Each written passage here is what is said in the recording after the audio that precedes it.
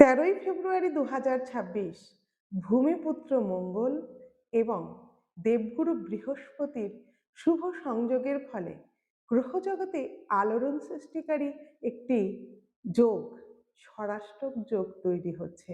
এর ফলে ন্যাচারাল জুডিয়াকের 12টি রাশির মধ্যে 5 রাশির মানুষ শুভ সুযোগ পাবে।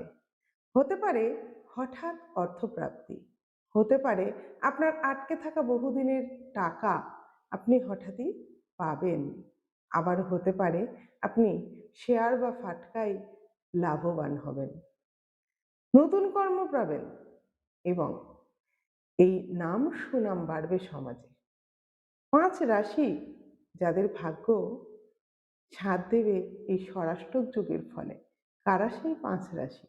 এই 5 রাশি হলো মেষ রাশি, সিংহ রাশি, বৃশ্চিক রাশি, ধনু রাশি এবং কুম্ভ রাশি। এই যে 5 রাশি, এরা কিন্তু নতুন নতুন সুযোগ পাবে জীবনে। সরকারি চাকরির শুভ সংযোগ তৈরি হবে এই ফেব্রুয়ারি মাসের 13 তারিখের পর থেকে এবং কর্মে যে বাধাগুলো ছিল সেগুলো কেটে যাবে।